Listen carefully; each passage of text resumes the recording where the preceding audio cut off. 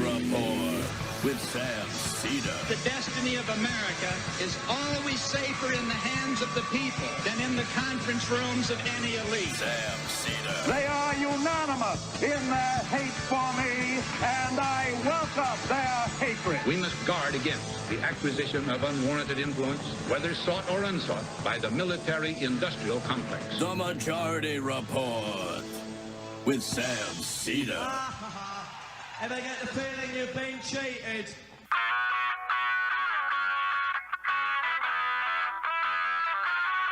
It is Monday, September 2nd, 2024. My name is Sam Seder. This is the five-time award-winning Majority Report. We are broadcasting live to tape steps from the industrially ravaged Gowanus Canal in the heartland of America, downtown Brooklyn, USA. It is our famous Labor Day program. Emma, you realize that? I now realize it. Yes, it's not Labor Day now, but it will be when people are listening to this. That's correct. In fact, we're not even here. This is the magic of video recording. Oh my gosh. All right. Yes, I'm trying to invoke the Kamala into, I don't know. It's just... Well, this is why we had to take a day off. This is why we had to take a day off, folks. Yeah. Because as you can see, like Emma can barely even articulate something, and she's actually got like a week and a half of shows on her own before this day actually comes. So good luck to everybody. I'm gonna be going like goo goo gaga by the end of this. but happy Labor Day. Yes. And we should say that. This Labor Day is probably, of the many years that we've been doing this, we've been celebrating Labor Day on this program by doing a series of clips of labor leaders over the years. And the series of clips has evolved a little bit. It hasn't dramatically changed, but we've been doing this show now for this iteration for 14 years, or maybe 13 years worth of Labor Days. And labor is at its high point of those 13 years, and hopefully will continue to get stronger.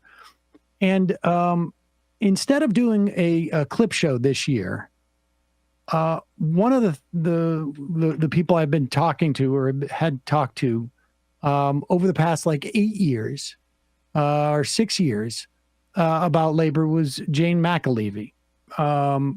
She was an author and organizer. I think she was on the program at least 4, maybe 5 times over the course of those years, which is a lot for us. We don't generally have guests on that, often. But she was a really important figure within the movement, the unionizing movement, the union movement. And back in 2018, and she passed away in July of this year, July 7th. And so we thought we should play a couple of her interviews so that the people have the opportunity to hear from Jane. And so the first interview we're going to play is from her first, I think it's her first appearance on the show. It was in June of 2018. And about her book, No Shortcuts, Organizing for Power in the New Gilded Age. And this was right after the Janus decision, which was a decision that we had seen coming from far away, and particularly once Donald Trump got in office. There was a case, I can't remember the name of it off the top of my head now, that was going to be addressed in 2016. But Scalia died. And then the court became deadlocked, and unions got a reprieve. Things were looking pretty bleak in the wake of a post-Janus world. You'll hear about what that decision was about. It had to do with agency fees. But the union, between COVID and a sort of a growing unionism, things got a lot better. And the last time we spoke to her was in November of last year. It was clear at that point that her cancer was terminal. And we had her on the show I would have loved to have had her back on, one more time after that, but it didn't work out. And so we'll play those two interviews. The first about her book, No Shortcuts, which is a really an important read, and then in November about the UAW's win, at least in some instances. We just heard from that Stellantis is sort of reneging on a part of the deal that they had with the UAW. But we'll listen to those two interviews with Jane McAlevey, which basically bookend her appearances on this program. A towering figure and just somebody who, is a source of inspiration for all, I think, organizers, but even for me, just like as a woman in this particular political space, sometimes they're few and far between, like on the left, inspirational figures, transformative, just thinkers. She was that kind of person, and her legacy is just, it's wonderful. I'm glad we were able to have her on to talk about the UAW. All right. So enjoy these two interviews with Jane McAlevey, and enjoy this Labor Day. We'll be back live, both of us, tomorrow. We'll be hopefully rested after double duty. Oh, boy. We will see you then.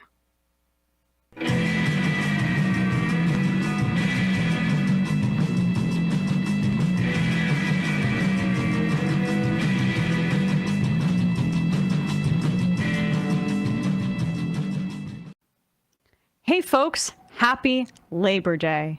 You work hard, we all work hard, whether recovering from a long day or relaxing on your day off. You know what you deserve? You deserve a CBD tincture that works as hard as you do. And I will just say, this is what helps me relax. It helps me go to sleep. I need some of the Sunset Lake CBD to take it from somebody who's been working very hard. Oh, thank you. Yeah, trust me. People who stay late after work, who decide to listen to full Trump rallies at 11:30 at night, and then time code them for the show in the next day because I've got issues. So that's better than the REM cycle. Right. So I make myself as agitated as possible right before bed. But how do I even get to bed? Well, I have Sunset Lake CBD for that. Folks, there's a sale going on right now. Starting today, you can get all of their CBD tinctures for 30% off when you use coupon code LABOR at checkout. When you use coupon code LABOR at checkout, you get 30% off all CBD tinctures by using that coupon code. Sunset Lake is just a really phenomenal company. There's a lot of crap CBD out there. This is not one of them. They use regenerative farming practices, pesticide-free. They treat their workers well. They pay their workers well. They are movement partners. They've donated to strike funds, refugee resettlement organizations. We've done other fundraisers with them for reproductive rights and things of that nature. Just in terms of where your money is going, this is as good as it gets, and the product is really reliable as well. So visit Sunset Lake CBD. There, you know what to do. You know what I'm saying. CBD.com before September 9th. And use code LABOR to save 30% off their CBD tinctures and participating bundles. See their website for terms and conditions. Again, the CBD tinctures and tincture bundles are all 30% off if you use the coupon code LABOR at checkout. Through this week, you will be able to get 30% off those wonderful tinctures. All right, folks. And now, time for our Labor Day show. Sam Seder on the Majority Report. It is a pleasure to welcome to the program Jane McAlevey. She is the author of her latest, No Shortcuts, Organizing for Power in the New Gilded Age. Welcome to the program, Jane. Thank you. Good to be here. So let's start with the notion of the difference between organizing and mobilizing. What does that mean? Yeah. It's certainly the major theme of the book. If not, I think I call it my obsession in the opening chapter. Right, is trying to get people in the U.S. to understand this distinction. So I think to sum it up, mobilizing is something that all good organizers have to do, and mobilizing is a component of what I think of as organizing. But the differences matter a great deal.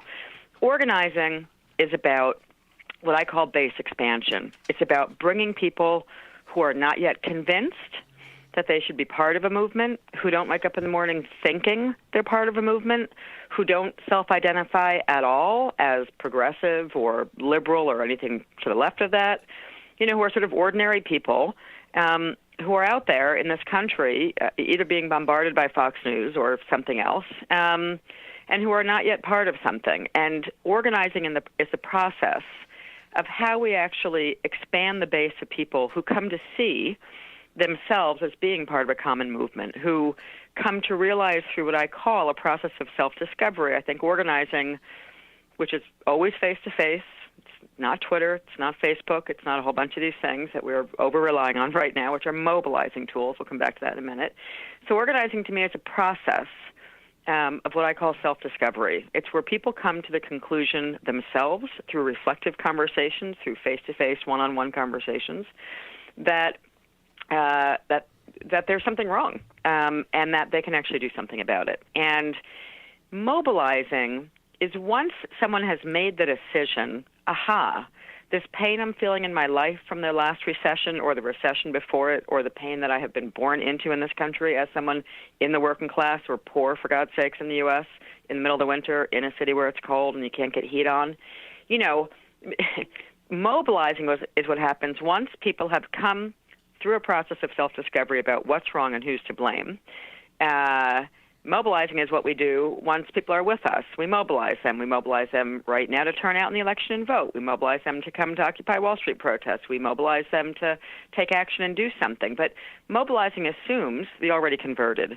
And the large argument I'm trying to make in the book, essentially, is that for about my entire lifetime, for about the last 40 years, we have been primarily mobilizing in the U.S. We have been mostly talking to the already converted, mostly talking to the choir, mostly trying to gin up smaller and smaller numbers of people to take action. And frankly, it's insufficient. It's not working. It's not going to work. And for us to make really substantial gains again in this country, like we made during the heyday of the original labor movement in the 30s and 40s, and like we made during the civil rights movement, we actually have to look at the lessons of what people were doing in those two movements and then return to them. It's what I call sort of back to basics organizing. And we just, frankly, do very little, if any of it, at this point in the U.S. in the movement.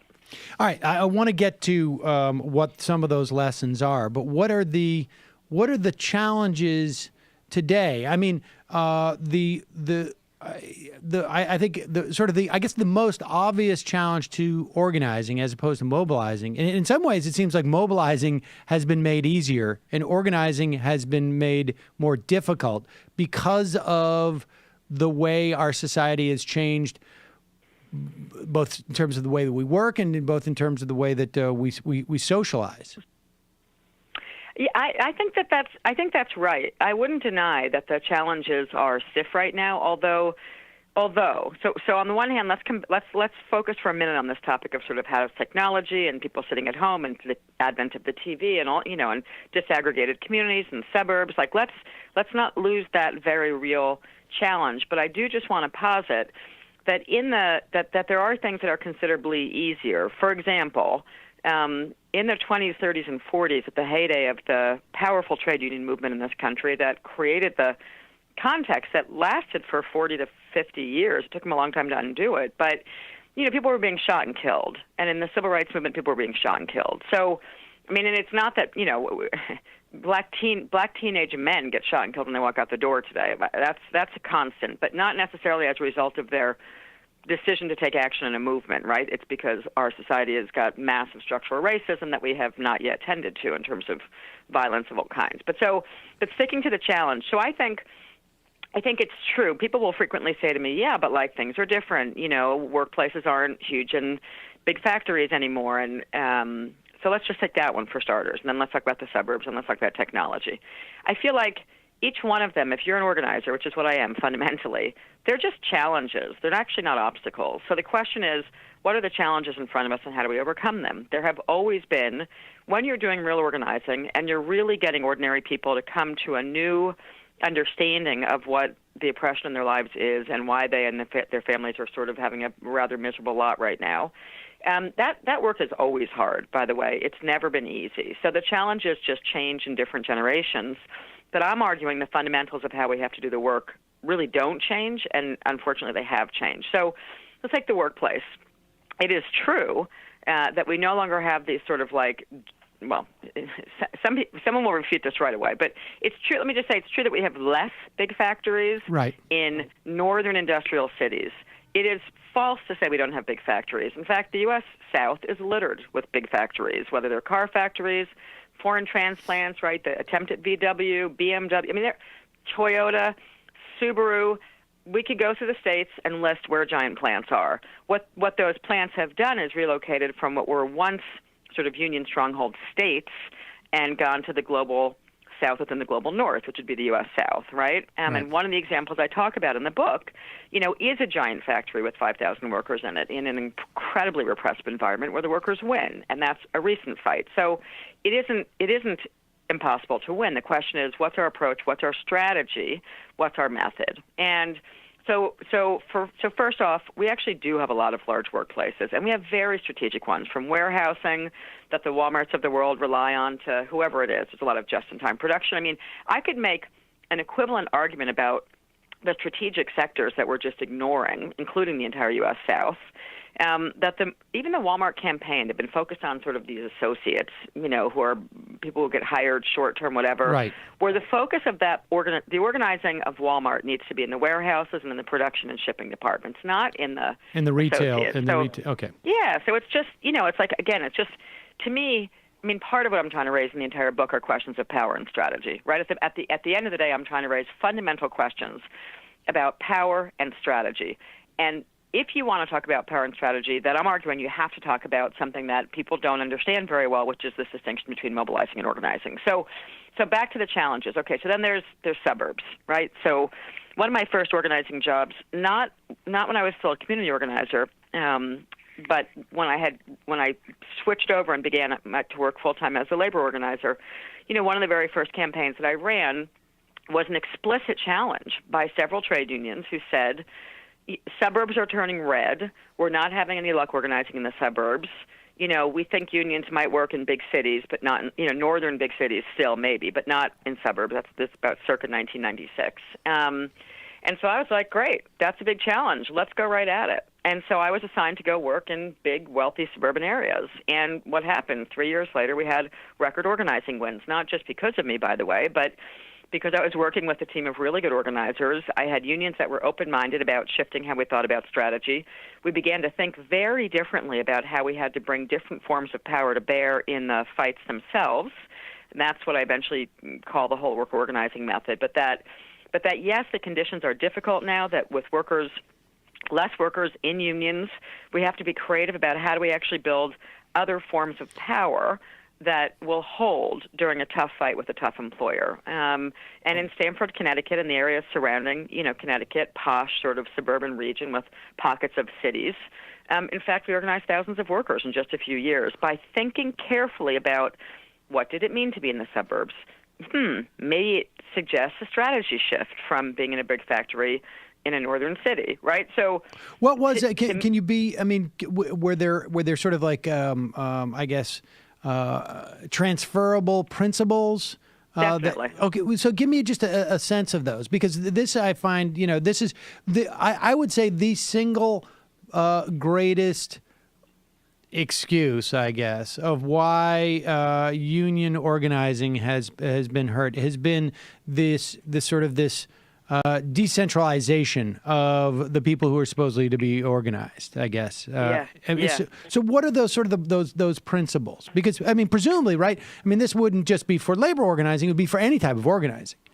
Yeah, absolutely. So one is, let's be strategic and smart. And this is hard for people who are liberal and progressive to do, actually, which means you have to think carefully about the social structural conditions, and you have to think about where can we get the biggest bang for the work that we're trying to do? So it might be that greengrocers, that people, that there are tons of workers in this country need a union, period. And they need a strong house of faith, and they need a bunch of things right now, right? Because we are really in a bad way. Just as a sidebar, like, part of what I think the punditry misses on the sort of liberal side a lot is that people are really hurting in this country. When people say to me, why are people thinking about Trump, Jane? It's like, when's the last time you left the comfort of your cool little Bay Area or New York City home and went out into the country? People are hurting really badly right now. So I say we have to focus on places where we have more strategic possibilities. So, for example, I do think we have to focus on warehousing, where there's huge numbers of workers, on big factories in the U.S. South, all that. Like, any place there's large numbers of workers should be a strategic focus, period. So that I partly argue in the book that a key strategic front right now remains sort of the factories of today, which are hospitals, the healthcare sector, the education sector, where there is some work happening, sort of at the university level. We see some adjunct movement happening, but not enough. But so, first of all, I say let's look at where there are still large numbers of workers, and let's be clear that we probably have more possibilities where they exist. In fact, it's a cornucopia of possibilities out there right now, right? I've just been involved again in a huge campaign to organize a bunch of hospital workers in Philadelphia. It's been a wildly successful campaign. It's ongoing. It's still happening.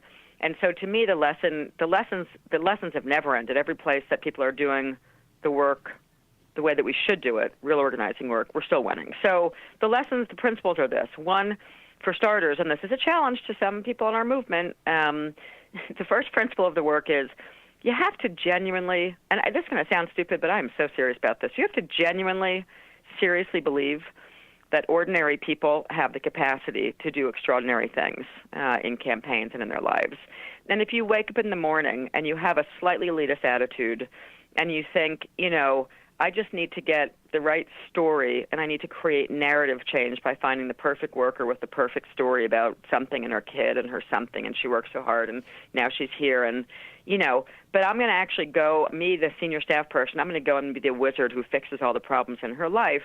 That's not going to work, because she's going to see through you in about 5 seconds. So part of the principle of real organizing is people doing the work, we actually really seriously believe that ordinary people have real capacity to think, to change, to really change fundamentally how they understand the world. So that's principle number one, and it really matters. And I have been around workers in campaigns who have said to me, because I'm usually in some senior role, I don't even want to talk to that person again about some new organizer who's come on the campaign, because the worker understands in about 5 minutes whether or not the person that they're engaging is taking them seriously or not. So one is, do you really have faith and belief in the capacity of ordinary people? That's principle number one. Principle number two is, when you look at a person that you're having an organizing conversation with, do you see them as a worker who you relate to from 7 a.m. to 3 p.m., or do you see them as a whole person with complicated, rich textures lives, with connections in their own community, with connections in their workplace, with connections to their family and friends, to other people in the community? And do you understand that the fundamental role we have right now, given the challenge of suburbs, desegregation, technology, et cetera, is that every act we take every day as organizers has to be about building solidarity between human beings. Like, the single biggest focus of our work every morning when we wake up has to be, how today am I going to construct new relationships of solidarity among and between the workers in this facility, and among and between the workers in the facility and their broader community? Because we have to be really intentional about constructing solidarity that more organically existed in the 30s and 40s, in some places.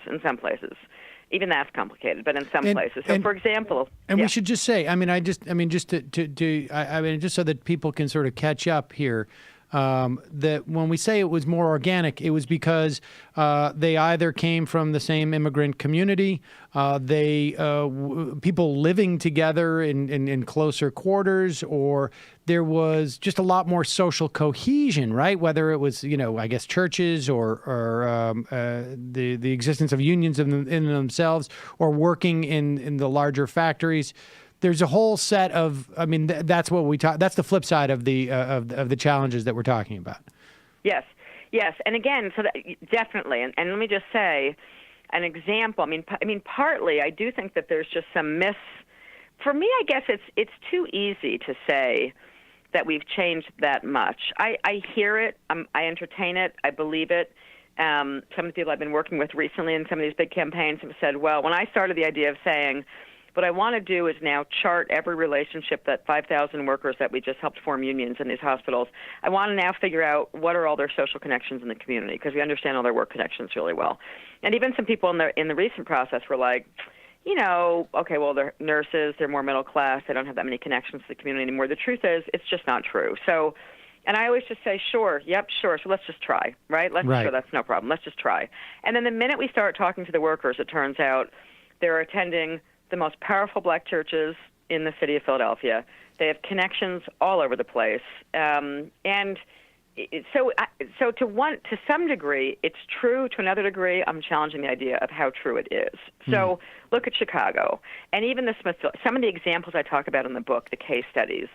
In Chicago, where you have, if you want to talk about social structural conditions, which is the power analysis, the word I prepare, coming at and against the teachers and the kids and the parents, frankly, in the third largest school district in America, the teachers there, at a time when teachers are under unbelievable, blistering attack for the last, sort of 7 or 8 years in this country, just blistering attack. Everything wrong with every kid, apparently in America, is we can blame the teachers, right? That's the rhetoric and the rap out there. We don't blame the austerity cuts made to every school. We don't blame, whatever. We don't blame all the things we should be blaming, because there's been a right-wing frame to attack teachers, right? And that has to do with charter schools and privatization, and it's all constructed. It's super real.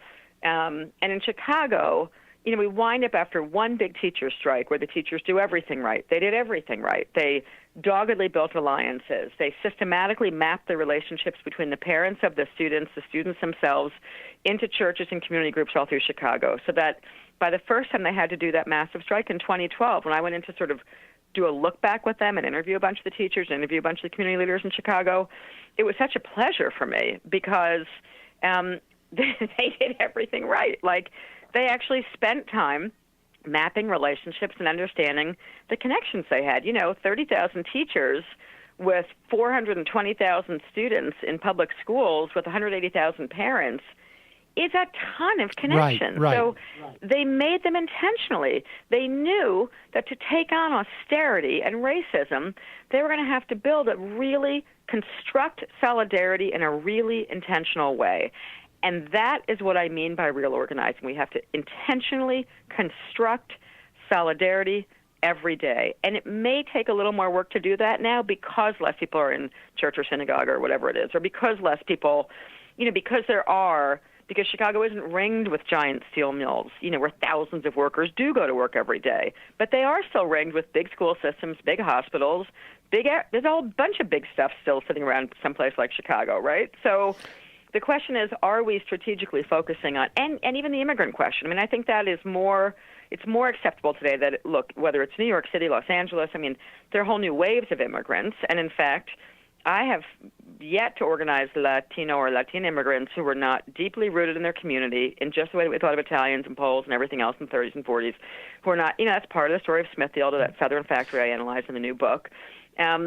In fact, because of the strength of the Guatemalan Mexican community, really Mexican community immigrant workers who were undocumented in that factory, them doing massive walkouts and doing wildcat strikes in that factory was the first thing that triggered the Catholic priests in the South to say something's wrong in this factory, which then triggered the blacks to take action and the black ministers to, So it's sitting out there, and we've just let it wither. Like, organizing is an active, ongoing life process, and we have just let the whole concept of constructing intentional solidarity wither for the last 40 to 45 years, and we're paying for it. We are paying for it with a lack of human solidarity right now. Let's talk a little bit about, I guess, POSNAP or Pennsylvania, the nurses and affiliated.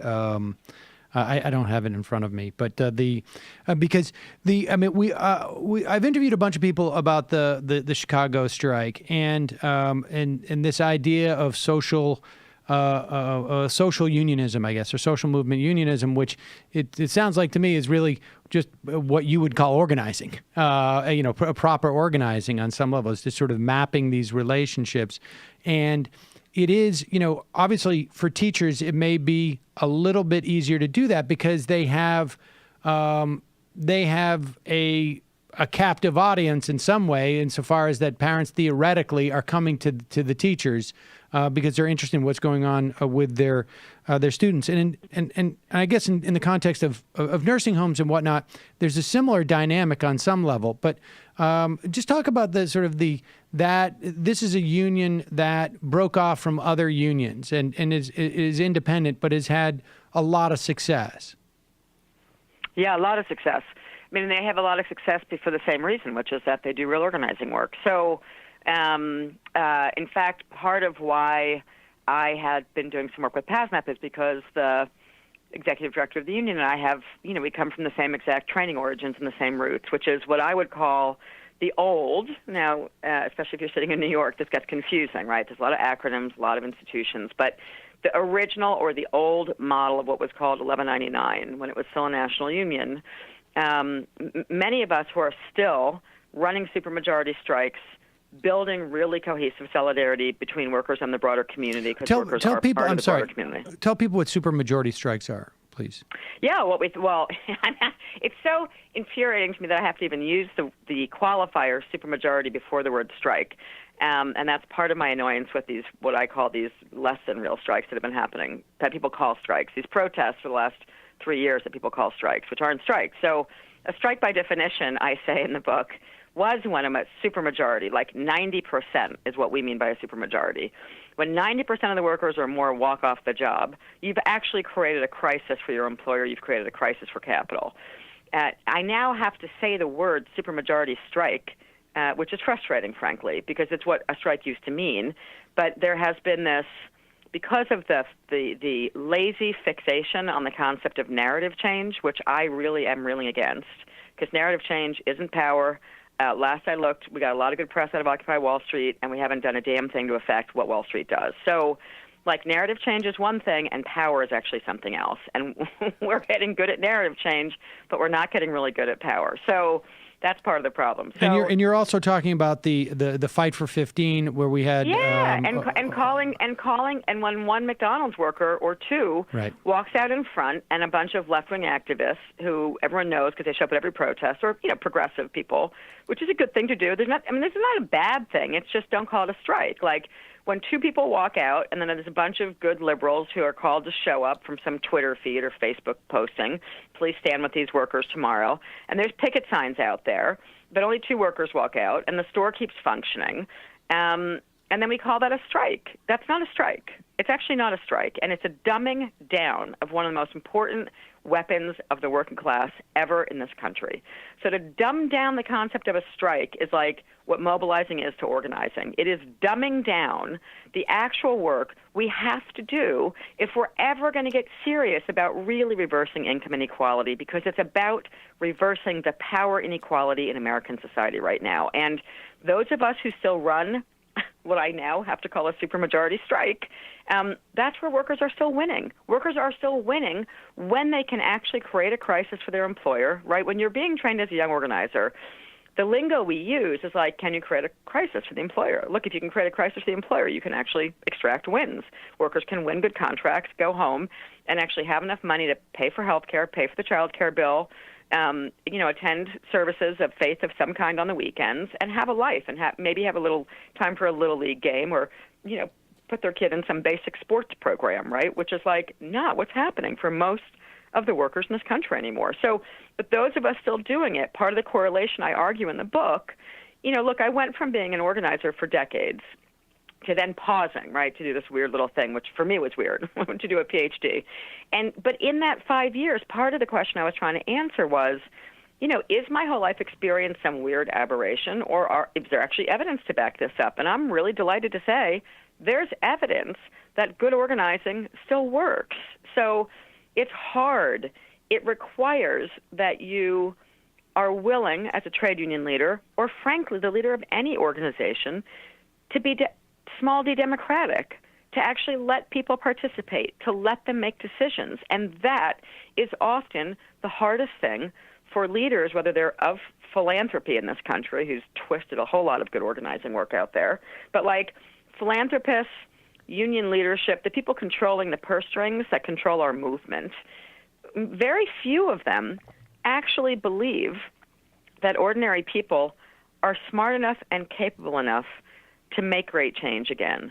And until we reckon with that elite attitude, I mean, that's a weird thing that, like, the Trump people can pick up on, too. Like, it's really weird. But, you know, until people get over the idea that only super smart, well-educated elites can, like, solve, you know, the problems of the world, we're never going to rebuild a powerful movement, because my understanding of the universe and my experience in this universe, and now the evidence that I went and looked at for 5 years doing a PhD, you know, comes back to the same life lesson for me, which is I believe that with a little bit of coaching, a little bit of history lessons, and I just had this experience again working in Philadelphia, you know, thousands of workers can club up and make really smart decisions when we teach them how, when we believe in them, when we empower them. When we don't try to do the work for them, we actually teach them how to do the work.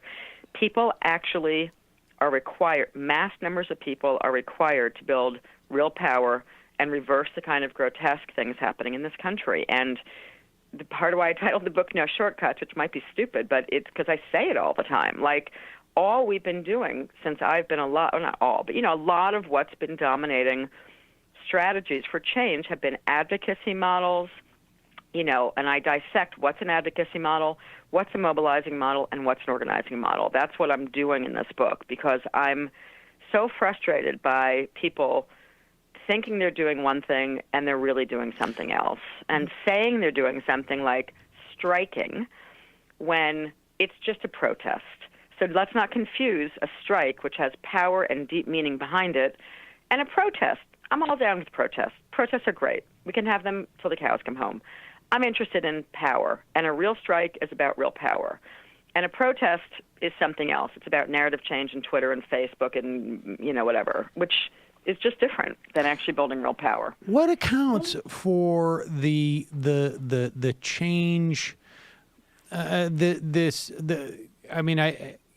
The failure of leadership to maintain that tradition of organizing. I mean, what changed? I mean, why are we in this situation now where is it simply that people get romanced by the idea of, you know, this is trending on Twitter and it must be successful? I mean, because also, I mean, to a certain extent, I mean, it seems to me the fight for 15 has had measurable success. Is that, am I wrong in that assessment? No. And so, and I just rolled two questions into one, but there they are. No. But let's take the second one first. If I forget the first one, remind me in a second. Okay. But so let me just be clear. The answer is no. Of course, the Fight for 15 has made a contribution and done some good work. And I, as hearing in my critique of the abuse of the word strike as I can be, yes, of course they've done some good work. But here's the problem. I lay out in chapters, sort of chapter 1 and 2, sort of the more complicated pieces of the new book for me to write, which are sort of like the theoretical chapters, before I get into what I like to do best, which is just analyze a good fight and tell why they won and why they lost. But in the theoretical argument I'm trying to make, it's this. And the Fight for 15 fits into this. So I'm going to loop this back to the second question you asked of those two, which is this. Advocacy and mobilizing can win what I call the easier fights. They just can't win the hard fights. So winning a $15 an hour wage increase in a liberal city at a time of grotesque inequality isn't actually the same as changing what Wall Street does. So, or how to re-regulate the markets, or how to, frankly, how to stop and reverse climate change, or how to regulate the fossil fuel industry, or everything we've failed at doing for the last 30 to 40 to 50 years, because the planet might blow up soon, right? So it's like we have to get really serious about this. So the Fight for 15, honestly, there's several things to say about it. Again, besides overall hooray, so with the amount of money they spend, we might have done more hooray-ing. That's part of the issue, is how many resources going into it. But the second question is, like, the second issue for me, and it is,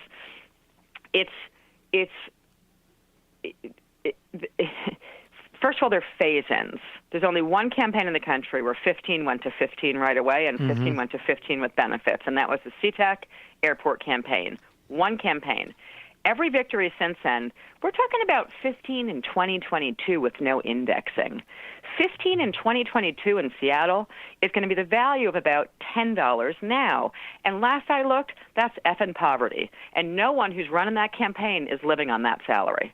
So let's be real about what those victories are. And is it good in the end? Of course, any raise any worker gets is good. No question about that. But I actually am trying to say in the book that some of the things that we call victories are actually defeats in some ways. And, even with the phase-in New York, I mean, these are, so 15 right now would get you to about 31,000. I don't know anyone who's leading any of those campaigns who's living on 31,000. We're supposed to be hooray, jumping for joy. That 31,000 for a family of 4 is poverty. So on the one hand, great. On the other hand, it's really different than what the workers at Smithfield. I open up the chapter on Smithfield Foods and the victory in the Southern Factory with this dichotomy where I open up. And I should just tell people this is a meat processing pork plant in North Carolina. Yep, largest pork plant in the world. Recently bought by the Chinese, by the way. So, in terms of globalization and the global South within the U.S. North. But anyway, so it's I open up that chapter on purpose, sort of poking, maybe being ironic, I don't know, poking a little punditry, something. I say what 15 means in Tar Heel, North Carolina, and what 15 means in Seattle. And I do a little number comparison. Because when those workers won 15 in that factory in their last contract, and they won health care benefits, and they won the right to pull the switch in the factory to stop it when someone's getting their hand chopped off, or any of the other things that they won in their union contract, the right to retirement, the right to safety and health inspections, and 15, I start out by saying, I rang up this guy, Dean Baker, who's such a good economist, to help him do the math for me, because math is never my specialty. I can teach workers how to win good contracts, but math, no. So, to try and understand the difference between what it meant to win 15 in a rural southern community and 15 in Seattle, it's they would have to earn, I think the number I use in the book is they would have to earn $25 an hour right away to come close to what the workers won when they won 15 through a union contract, along with many other benefits. So, again, passing a $15 an hour wage in a liberal city with a 6 to 8 year phase-in with giant loopholes about who's going to be covered and who's not, because they're all over all these laws, if you look at them carefully, it starts to be a little less exciting to me than what it means for workers who win the right to health and safety, the right to shut the plant down, the right to a real solid wage, the right to retirement, health care being paid for by the employer, and dignity on the job. That's just really different. And there's also, I guess, what some would call the long tail value of having organized and empowered. Yeah. They have the empowerment shared broadly in that supermajority, as opposed to, hey, thanks, Bill. We're getting, exactly. Right.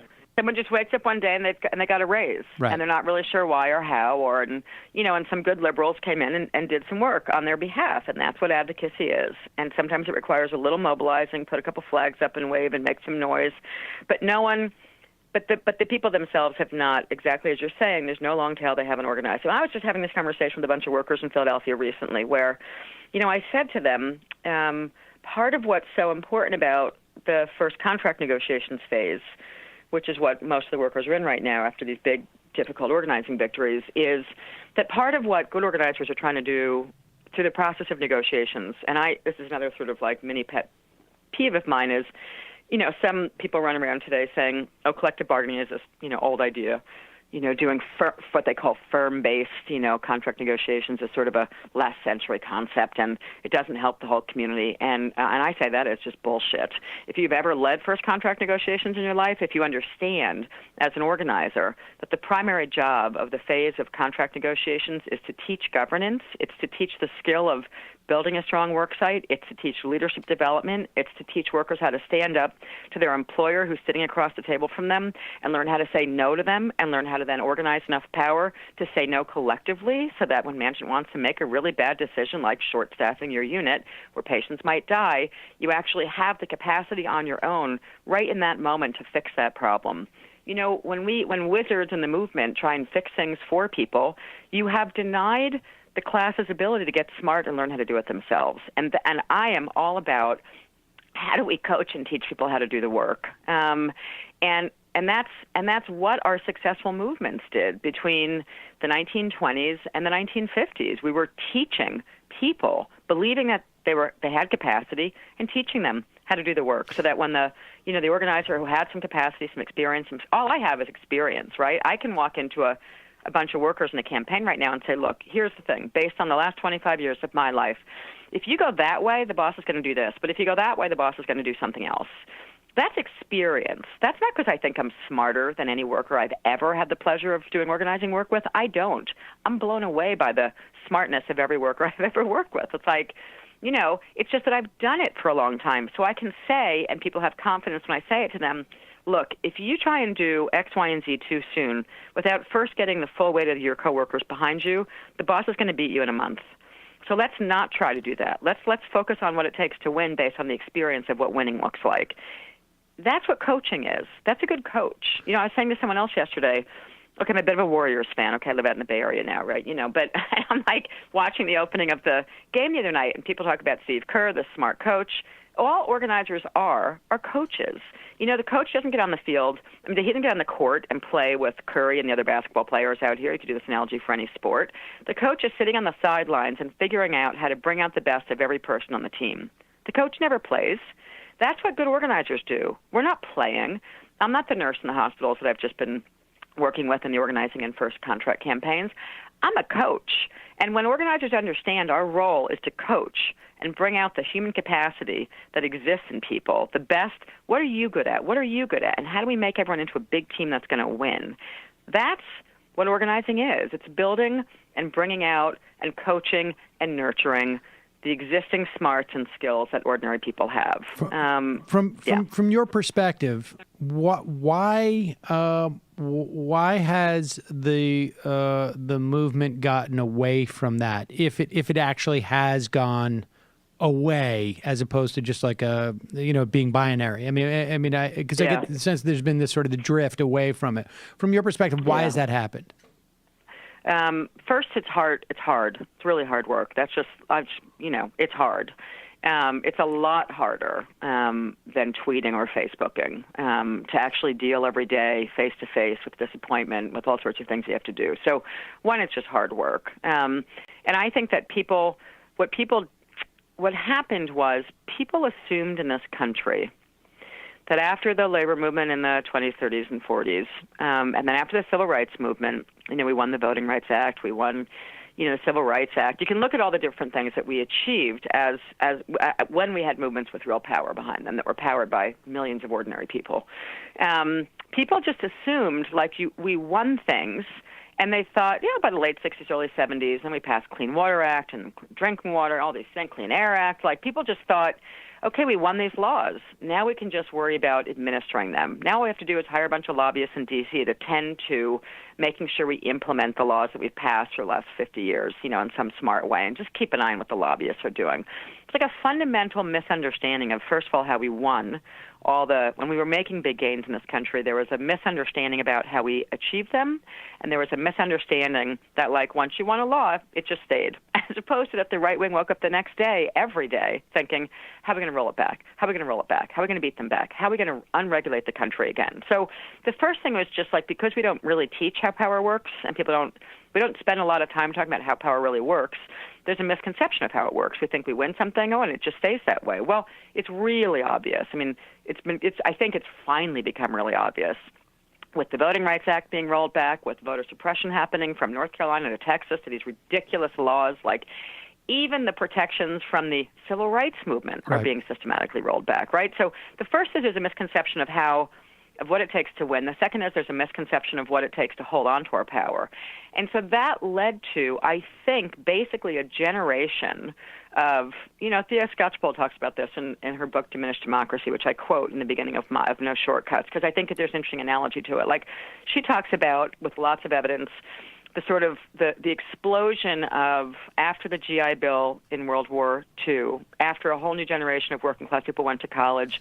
People sort of went to college in the 60s and the 70s, came out, and just thought they were really smart. And they channeled all their energy into creating all these new advocacy groups and single-issue groups and an AIR group and an environmental group and a women's group and a black group and a Latino group and a something group and all. And we grew up this huge silos of individual advocacy and issue things all over this country, not understanding that it was robust class power that was also expressed in the civil rights movement, by the way. There's like a misunderstanding of how we won the civil rights movement, right? So like robust class power is what has made substantial change in this country.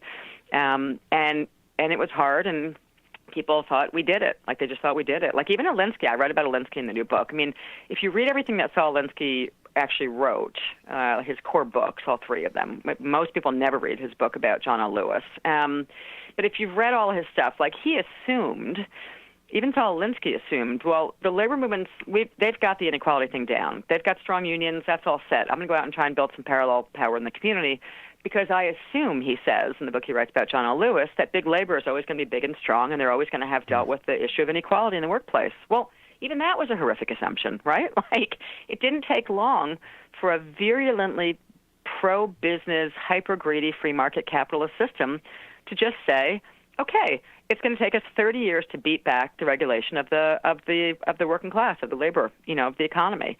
And they patiently went about dismembering every law that protected workers in this country, and they've damn near done it. And then they set about doing it to the civil rights movement, and they've damn near done it, right? We're going backwards on our protection. So, I mean, it's a long way of saying I think that we have these crazy narratives that you learn in elementary school, and about how America works and how democracy works, and you vote and it's all fixed. And we're just, we don't talk honestly with people anymore about how power works. And yeah, and I think it's much more comfortable for elites to just sit in their offices and think that they can go down to the White House and wheel and deal and cut a deal. And look how successful the labor movement's been. For 50 years, they've been trying to reform labor law. They thought they would do it again with Obama. When I was still working at SEIU in 2007 and 2008, the rap internally in the union was, all we got to do is win, the White House plus 60, the White House plus 60, and then we're going to win labor law reform with the Employee Free Choice Act. Right, and we won the White House with plus 60. We did understand the power analysis still, and we got creamed trying to do labor law reform. We couldn't do it under Carter. We couldn't do it under Obama. We couldn't do it because we don't have enough grassroots power right now to make it actually happen. That's as good a place as any. Jane McAlevey, it's fascinating stuff. The book is Organizing for Power in the New Gilded Age. There are no shortcuts. We will put a link to that at majority.fm. Thanks so much for your time today. I really appreciate it. Thank you. Take care. Bye-bye.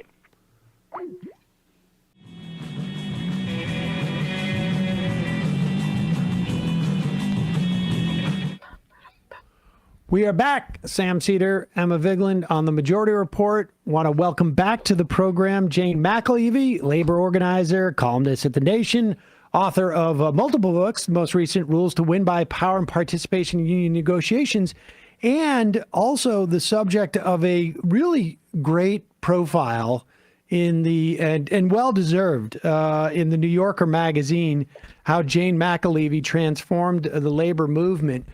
Jane, welcome back to the program. It's always a pleasure to be on the show because you are such smart and engaging hosts, really. Oh, well, that's nice of you to say. And I have to say, I think we first interviewed you on this program back in 2016, and I think it was for No Shortcuts, the book you wrote on organizing. And I have to say, you have been a bellwether for me personally in terms of assessing these things. And we've had over the years, many people call in, particularly in the past couple of years in the wake of COVID, call in saying, I want to unionize my shop. I'm working here and you are one of the resources that we point people to start to sort of think about how to do this. And really, I mean, over those 6 or 7 years, there has been a transformation. It feels like within the labor movement and just the sentiment, which, may have started, I think, for me, if I was to say, around the Chicago teachers strike, where we saw that first real sort of sense of social justice unionism. Give us a little bit of an overview before we get into what happened with the UAW. of like, why do you think that's happened? I think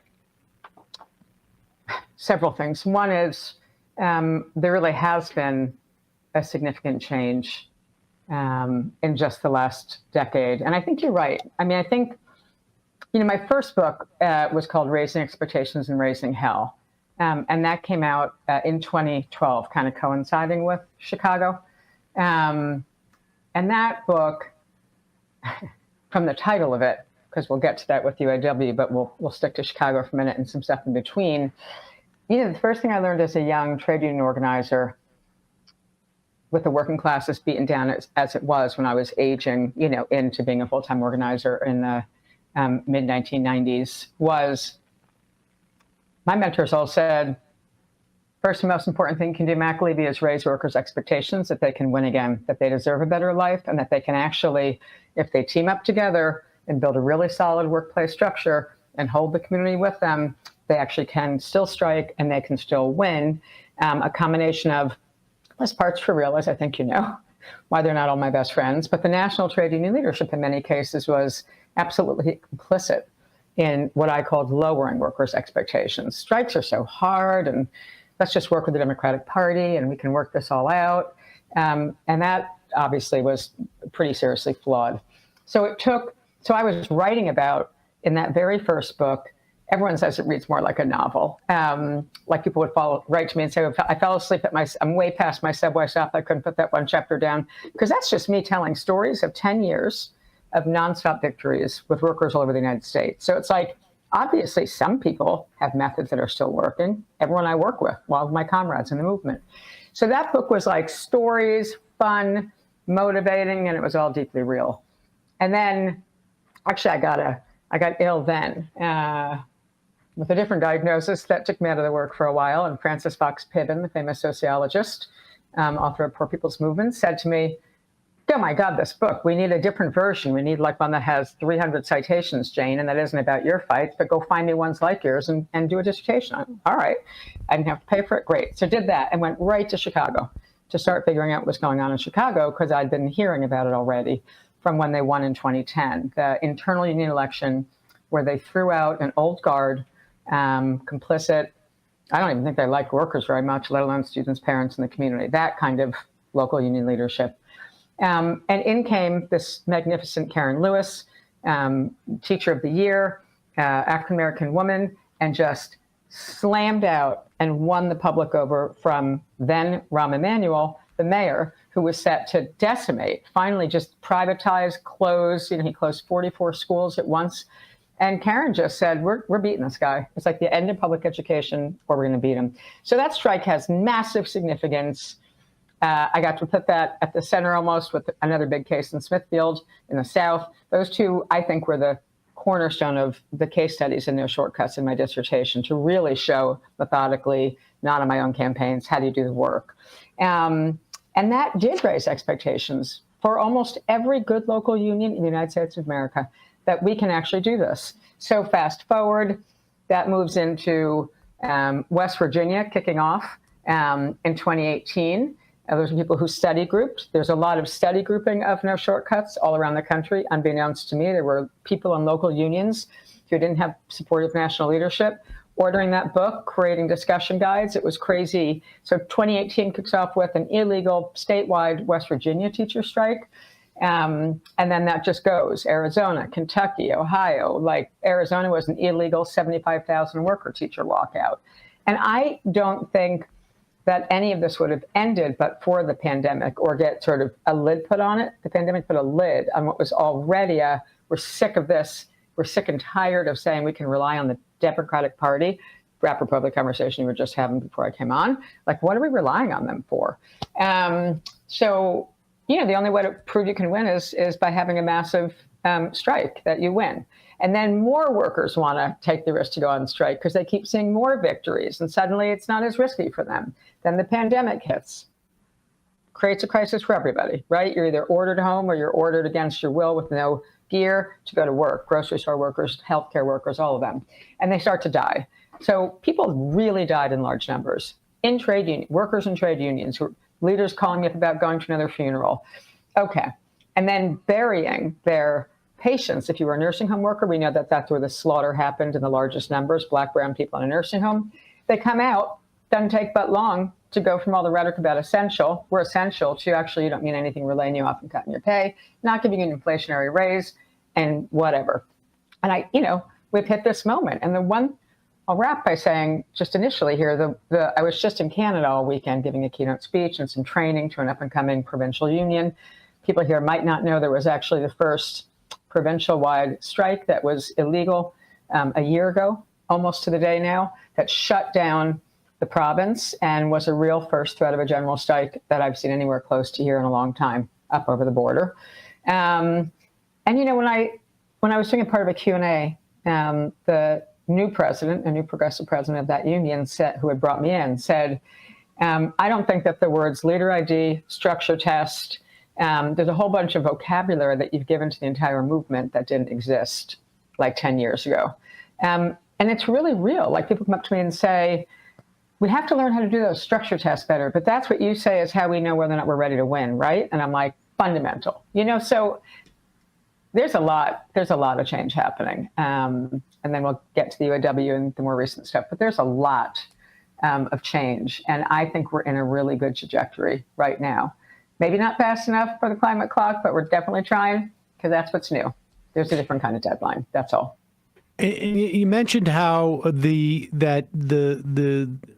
Chicago teacher strike was sort of predicated on a change in leadership in the union, and really the UAW, same situation, in part, like with an assist, I guess, from the DOJ. That's what I was just going to say. That's exactly right. A big assist. All right. Well, walk us through that so that everybody understands that. Yeah, I mean, a huge assist. And that's not bad. As organizers, you've got to be ready to capture a moment when it's presented to you. So a bunch of members in the UAW did.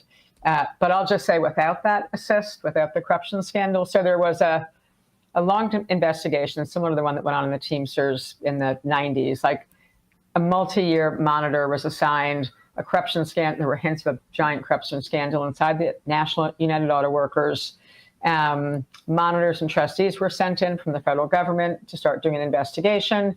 And lo and behold, what all of us knew. I mean, I'm a member of the UAW, right, in the academic division. So what all of us knew forever was the place was corrupt as any, I was going to say DeSantis, but, got to get the analogy right. That's not quite right. But the Supreme Court, I don't know, getting closer to corruption levels that are pretty high. But anyway, and so there was the corrupt staff were peeled out of the way. Neutral people got put into positions. And then smart people in the progressive forces, United Auto Workers for Democracy, a small caucus formed and thought that we're going to demand a referendum to direct elect the president of this union, which has never happened in the entire life of the United Auto Workers. It was always to like a convention, delegates, and then they pick who the leader is. Totally controlled, completely top down.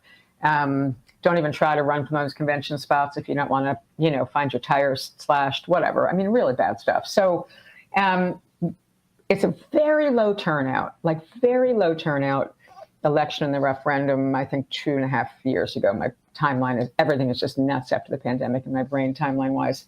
I very excitedly waited for my ballot in the mail, voted yes to have direct election of the United Auto Workers president to remove the corruptible, still layer of bureaucracy that's not great in the union.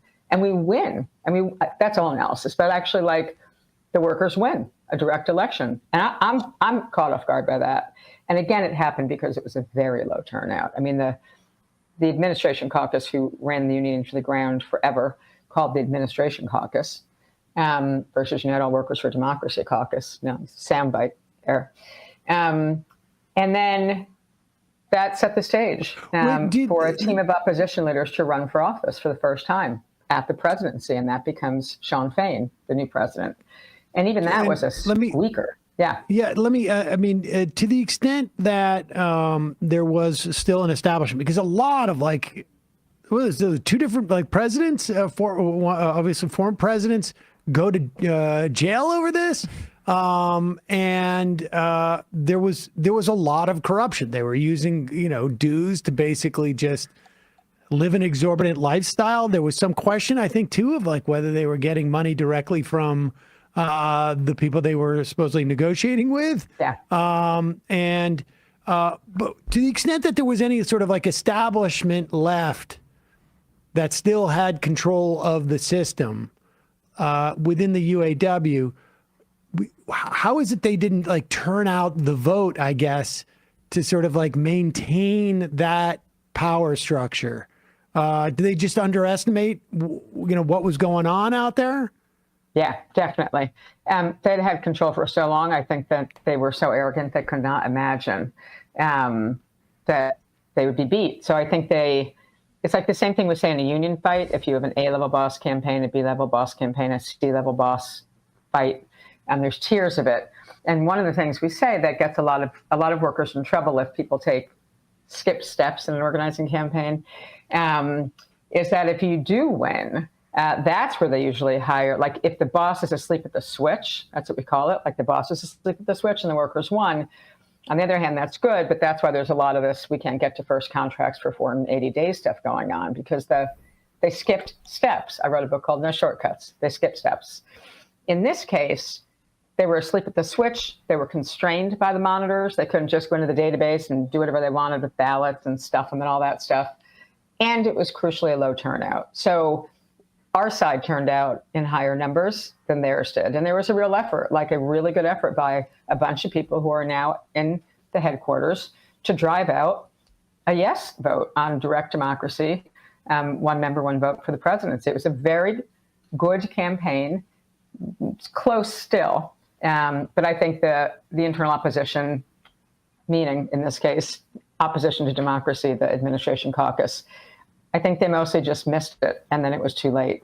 And then it got even harder in the race for the presidency because they were much more onto it, which is why it went into a recount and a recount and a recount and a recount and a recount until Fain squeaked out the victory. And what a good thing.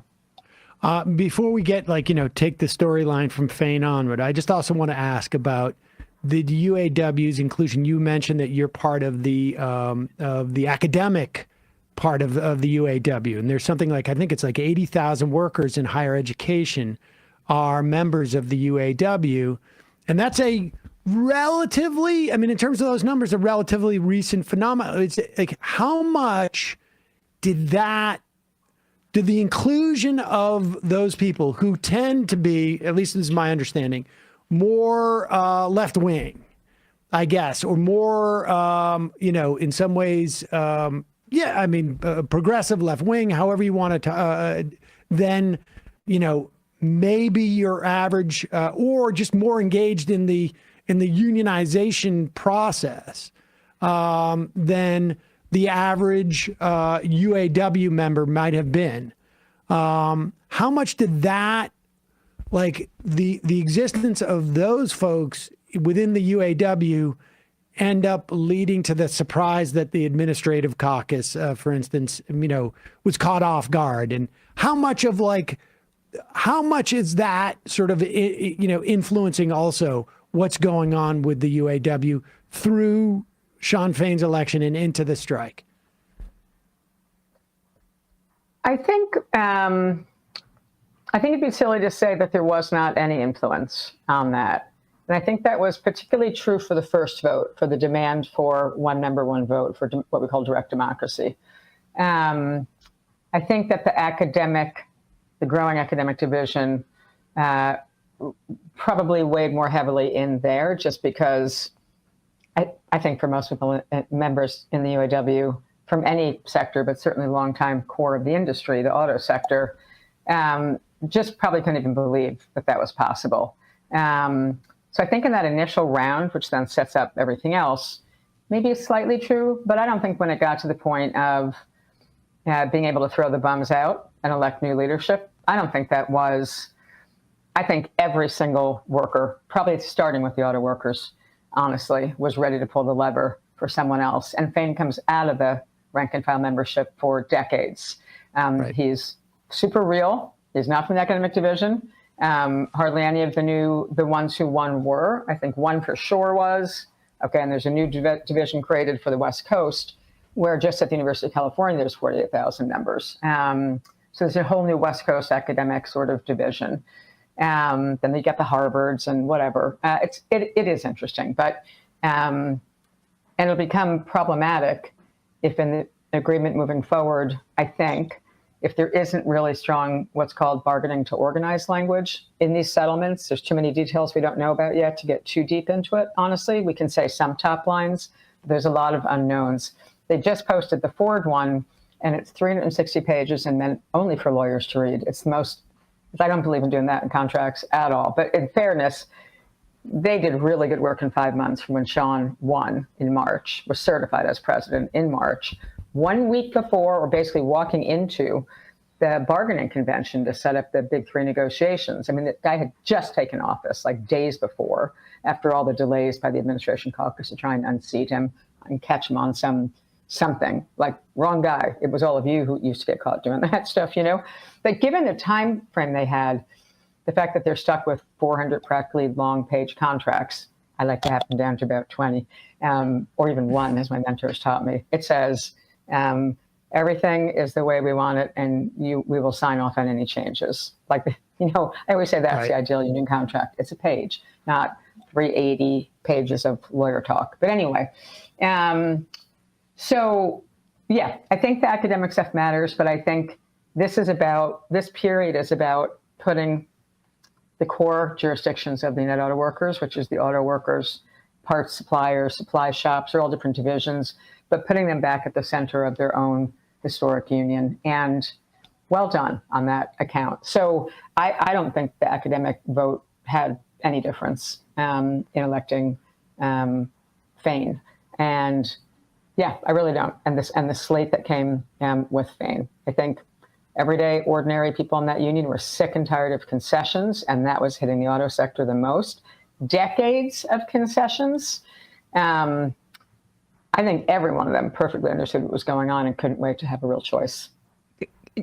Jane, could you talk a bit more about the strategy that was deployed by the UAW and Sean Fain? Because, I mean, it was a wonderful blend, at least from the outside, watching in, of discipline and militancy, but also strategy of rolling out different strikes and targeting them towards, you know, if this automaker is not negotiating in good faith, or we're struggling to make headway here, we're going to target this plant, etc. I found that to be pretty, I don't know, inspiring in its strategy, and I'm wondering if you think that has more salience as we're in this kind of labor renaissance here. Oh, a labor renaissance! Woo! It's a permanent future, but anyway. Yeah, strategy matters. I mean, that's the core to every single book I've written. Is what is it? How do you do it? What's power? How do you do strategy?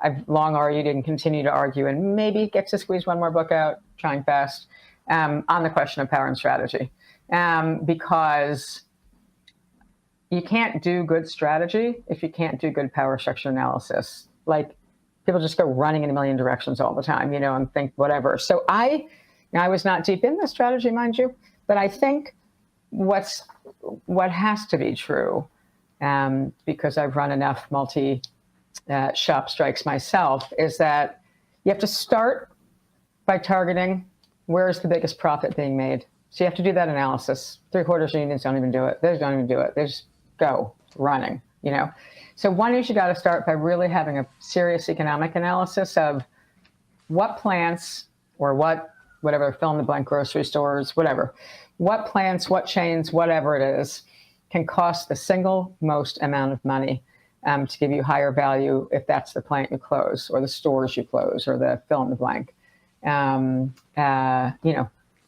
Pilots in a successful airline industry, you're going to go for which is the most successful, who's got money to spend. If you get to the table, right, the employer has to have money to spend, and you have to be able to cause them a crisis. If you can't cause a crisis for the employer, you cannot win the kind of gains that I believe that they have just won.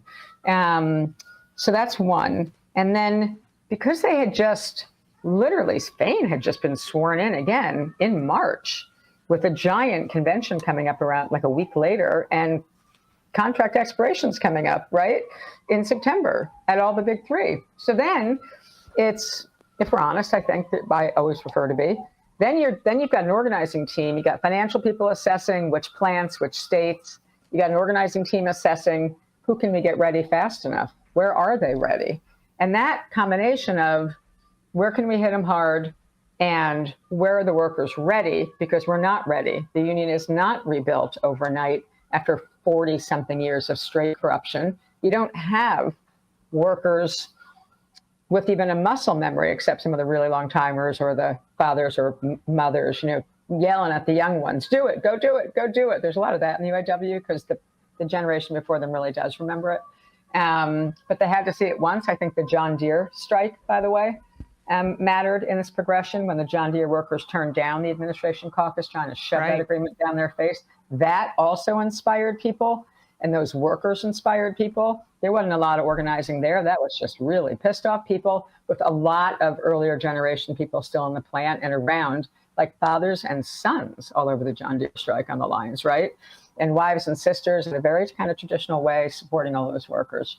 So I think that is real strategy. And I don't know the absolute final ways in which they did it, but it's definitely a combination of a power analysis, which is a labor market economic analysis, cost them the most. We were doing that in Vegas.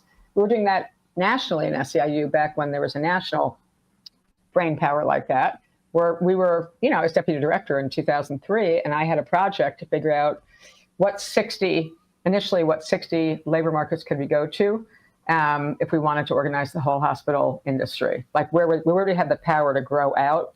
And then my boss said, okay, we can't fund the head of the healthcare division at SEIU, good people back then, said, okay, we can't fund 60 organizing campaigns at that scale, give me 25.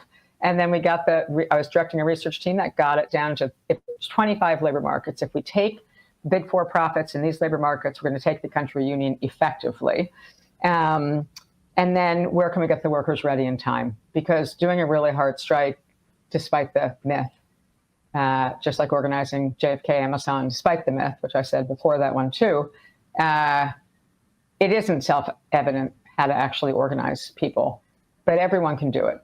Everyone can do it. But there's a lot of things that are not immediately self-evident, like a bunch of people sign up right away and you get to that 30% and you file for election with exactly the legal requirement of 30%. You built no structure inside the facility. You filed for an election and good luck getting that first contract. You know what I mean? So there was real strategy. I hope it all comes out in much more detail, and I'm sure it will at some appropriate moment, but it's not usually till you've achieved everything you need in it before you start talking about it, like me with my first book. We had won all this stuff. And so laying out the power analysis and the strategy that we did everywhere I went, it was fine to put it out after those 10 years were up, my first 10 years. I want to just sort of like walk through a little bit more slowly on that sort of no shortcut concept, because the point of getting just what you need to move the process forward is not enough, because as soon as you do that, you're going to be met with a much stronger counterforce that is going to overcome that. I mean, the system's almost designed at that point. If you have the bare minimum to qualify for a vote, you are right in the sort of the crosshairs of what the management has the ability to overcome at that point. So you've got to go in. I mean, it really is. I mean, it's the same concept. You got to go in with sort of like just as much force as you possibly can, far beyond what you need to get through the initial processes. Yep. Or in most cases, I mean, with an A-level union buster who's on the scene from day one, you might, many workers don't get even through the first step. But the error, going back to Emma, your question, the error that I've watched so much of, too much of, is people thinking they're going to win the election, and then it's going to get easier for the workers. And to Sam's point, it's actually often going to get way, way harder, because if there was a union buster on the scene and the workers slipped through and got to that next step, there's going to be an even better union buster hired to stop the first contract fight. And I've written tons about that, right? But it's really true. And I've had that unfortunate experience in almost every NLRB, National Labor Relations Board election I've ever had the pleasure of running, and every first contract that I got, when I wasn't leading a union directly anymore and I wasn't National Deputy Director at SEIU, after the phase where Stern went sort of in the wrong direction, the president at the time, I'm often called in now. I mean, I work first contract campaigns all the time, right? I'm always actively in the field and always teaching and always writing. So I think if you lose touch with the field and workers directly and how hard it is and the tools as they adjust a little bit, like Jennifer Abruzzo, the Biden's head of the labor board right now, probably the single best thing we've gotten from Biden, honestly. But even that's not magic. I mean, just because you've created better laws, there's no enforcing capacity, there's no staff in the federal government. So yeah, getting a big strategic error that's dominant even now with all the excitement is how do you go from filing minimum thresholds for those elections to beating the clock on the 480 days typically before you get a first contract, and is it a good first contract? And have you taught the workers how to govern in the process of the first contract negotiations? Because if they don't know how to govern, they weren't involved in the process of their first contract negotiations, they don't really understand what the words mean, they don't remind you to keep it simple language, you don't have to write like a damn lawyer, you can write like a human being, and keep the language simple in agreement. It helps when there's hundreds of them in the room with you negotiating, which is my approach. There's hundreds in the room every time I go to the table. And it can really be a war. And I'll just give one example. In Einstein, the campaign I wrote about in the new book, which is in Philadelphia. Sorry, it's a big nonprofit hospital in Philadelphia, biggest emergency department, downtown, special, services, all poor people, Medicaid, Medicare, all of it. So it's just a huge hospital in the fifth largest city in the country. And they did everything that was done to Amazon. Like when I was first meeting with some of the Amazon folks way back right after the victory at JFK, they informally called for some help. That was like May, a month after the win. And they were like, yeah, but this is so different because they filed charges against the labor board too to get us thrown out of this region where we all live. And we had to go to Arizona. And I was like, right. That's not a new strategy on the part of the boss at all. You're just so young, like they don't know. Right. Which is why getting people involved who actually know and can coach you and teach you so that you know enough to then go do it on your own is pretty crucial. At Einstein, they did everything. Same thing. The boss sued the labor board in Philadelphia. They sued the union for stealing votes in the election. I mean, they sued us for everything. Multiple targets in the lawsuits. And we won that first contract 8 months later. 8, not 480 days, and that's pretty much. To be clear, I mean, 8 months is very quick. That time between being unionized and getting that contract, and to that point, I mean, you bring up Abruzzo, and I do want to get to just sort of like a little bit more of an assessment of what the UAW, to the extent that we know.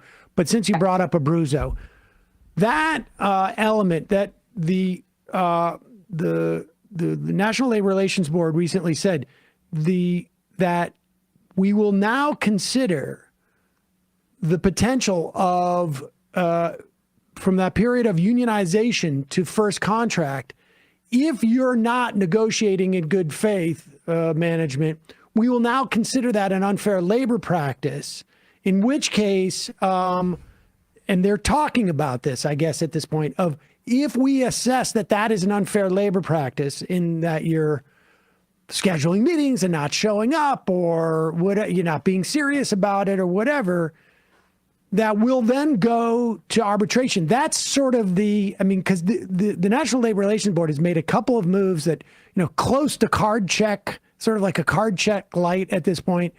But that to me seems to be the golden chalice, if you will, where once they have helped the unionization, but it seems like the anti-union industry, that the has sort of like realized, okay, we're moving to our next redoubt, which is we're just going to inhibit the actual having of a contract.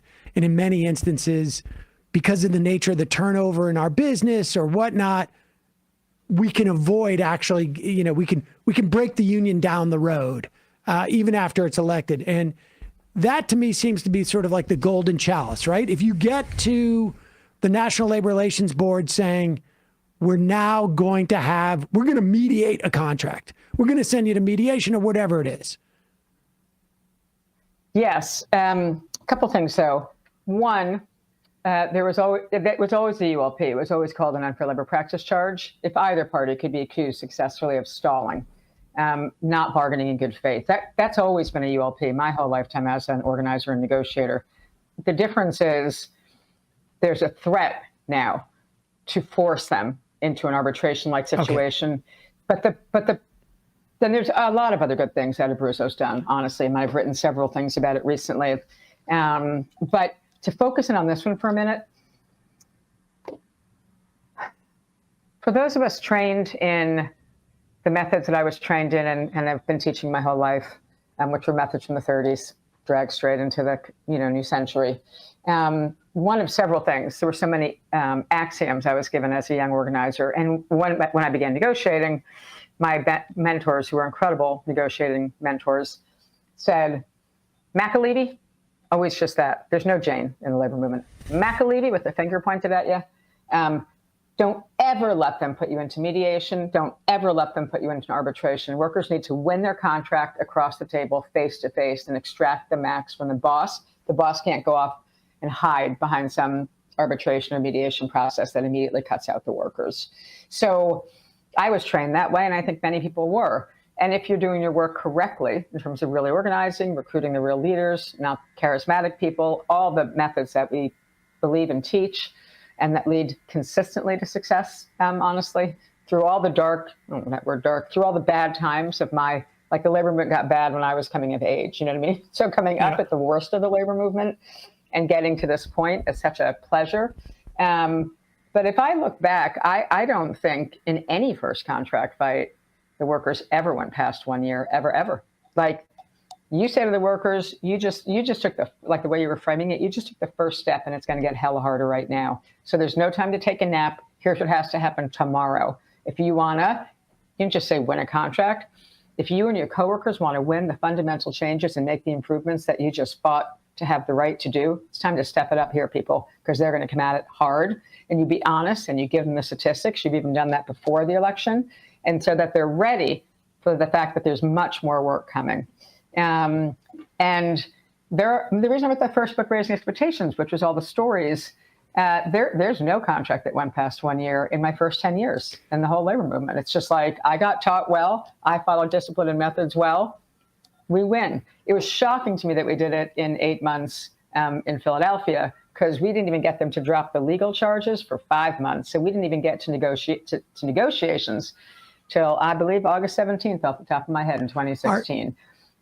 Are there National Labor Relations Board rulings or laws or rules essentially that can provide more leverage? I mean, because that is one of the sort of, it seems to me has been, one of the most difficult parts is like, you can say that there's unfair labor practices, and we're going to fine you X number of dollars, but that's just the cost of doing business. That's just, is there a mechanism in which the National Labor Relations Board can provide some more leverage for workers?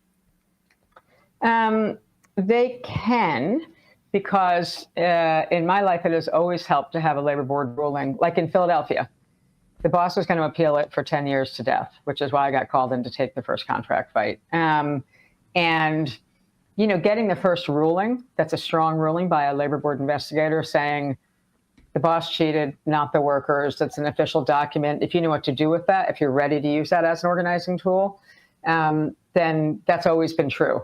So it's not necessarily what the board can do, It's what you can do. Like you can start, you have a ton of smart worker leaders. Take that document. We put out a press release in the old days or whatever we do now, and have workers holding a press conference. And if you do your work right, you've already got a bunch of community leaders who are the kind of community leaders who threaten mayors and possible CEOs effectively just by being on screen with you, not weak ones who are nice and liberal and do-gooders, but like powerful members of the community standing with the worker saying, we're disgusted to read this report. Apparently Einstein violated the rights of our longtime healthcare. So you start building off the first decision. They appealed again. We won again. It was like they kept appealing. We kept winning. But I said to the workers, that's what the lawyers are doing. You're doing power building every damn day so that you're ready the minute they say we can get to the table, because we're going to get there. To keep fighting hard. So we're off doing majority petitions, meeting with the community, doing all these things while the lawyers are doing that official appeal. But each one is useful to us, and each victory along the way. The problem with Abruzzo right now, not the problem with Abruzzo, the problem with her brilliance. She's really brilliant. She's done, if you look at all the different agency heads from Obama's era and now back into the current one with Biden, a lot of them weren't nearly as committed as her to the working class and restoring the right of the working class in a deep, deep way. She's committed and she's clever because she is working the system as hard as someone like her could do. It's pretty remarkable. But for all the good, there's no enforcement that's meaningful because there's no staff to investigate. I have friends who are regional board lawyers, under agents out in the field, and their caseload is, it's not even possible to describe it. Like, they can't get to an investigation for 2 years, right? So that's like, okay, great language from Abruzzo, great policies, good priorities. And there's some other ones we should talk about, but that's not really going to move the dial. It can help you in the campaign, but it's all going to come down to organizing all of it in the end. Okay, and just in terms of no enforcement, no penalties. Like you said, the cost of doing business. Obviously, Amazon, Starbucks, fill in the blank, they don't give a crap about. It's like 25 cents, like you and I, the three of us. Yeah, exactly. It's change I would find in the couch. But there's almost no dollar figure that would really make, that's what I guess what I'm asking is if it's not a forced contract, right? If it's not mediation, like in other words, or even arbitration, or just like, we're going to have a panel, we're just going to look at it and we're going to write the contract and that's it. Yeah.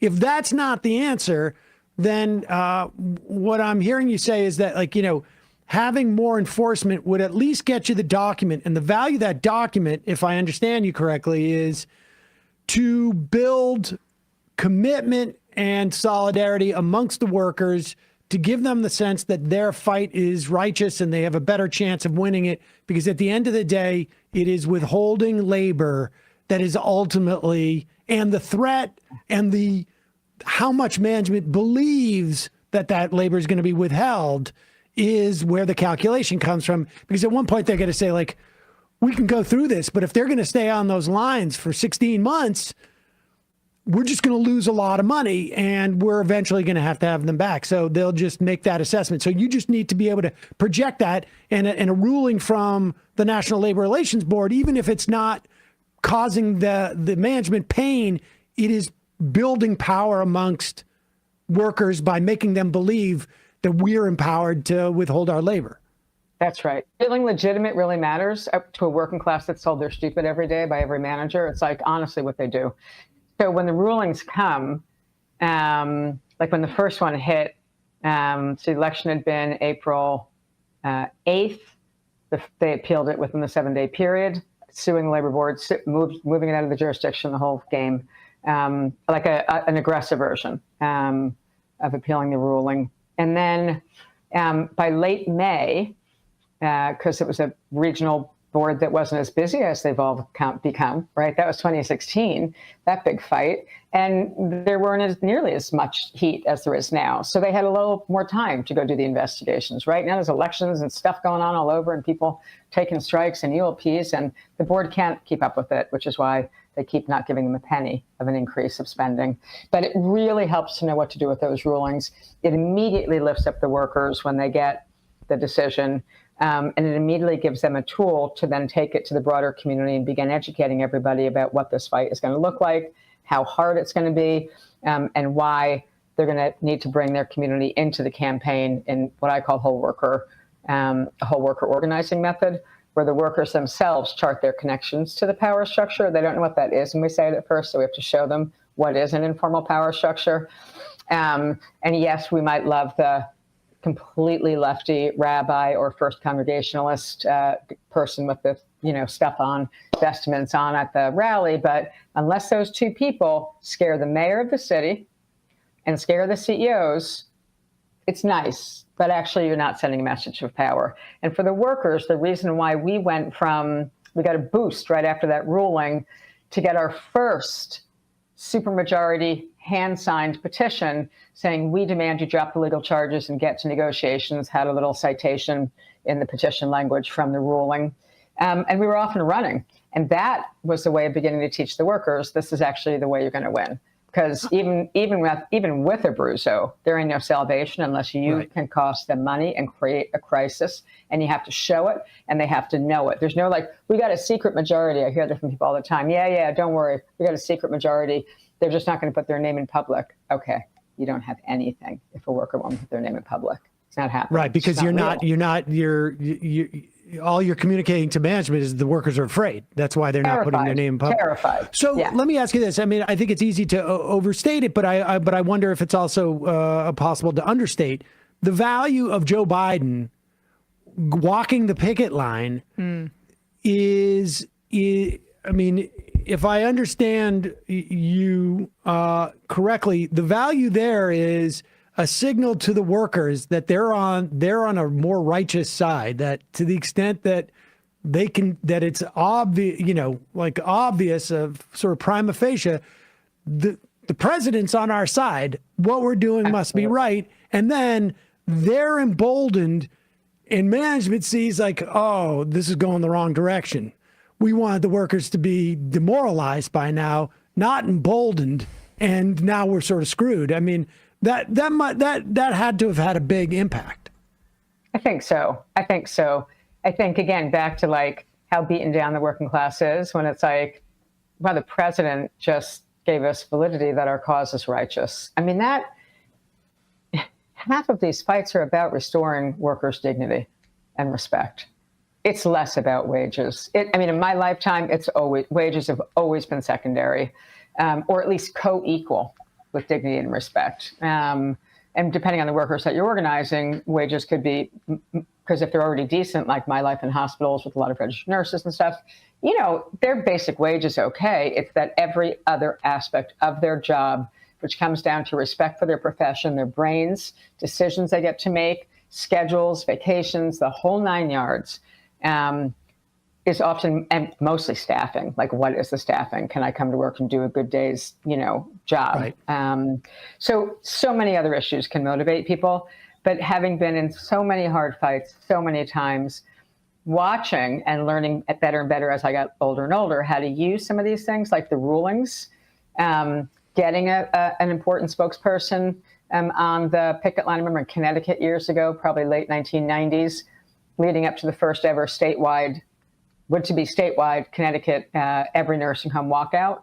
And I had responsibility for 8 of the homes that we had just organized. They were newly organized ones. So our team was in direct relationship to the workers. Now we're prepping them for a massive statewide strike.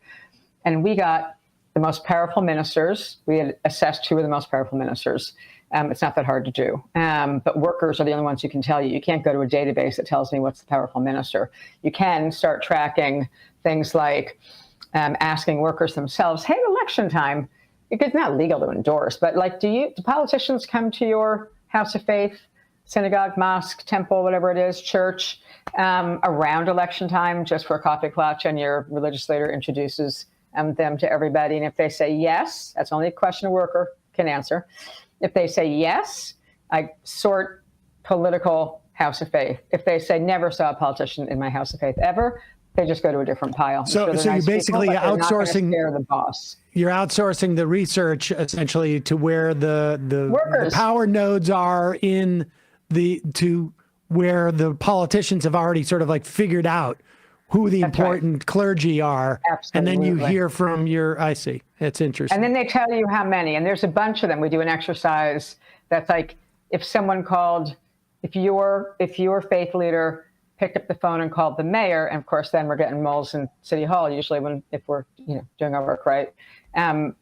Would the secretary or whatever assistant, new language, would they interrupt the mayor in an important meeting to say, Minister so-and-so's on the phone and just need you for a quick minute? Would they not interrupt the meeting? Would they get a phone call back the same day when we're out of the meeting? Would they not get a phone call back the same? Like, you can go through the power structure analysis that I was trained on, and I've deepened in every fight because I learned it in the community organizing movement and I took it into the labor movement because I understood community power better, right, coming into trade union organizing. So molding the two has always been what I've done and teach now, and that is the blending of the two really helps because we have built a bottom-up method of how the workers themselves are at the center of their own community campaign, not writing checks to people and all that garbage that some big unions do. That doesn't work. And at every stage, it gives the workers validation. So now they're getting beat down again. We're in the second round of charges, and we start sending them off. We do the question, they interview each other in break rooms. They tell us which houses of faith they're in.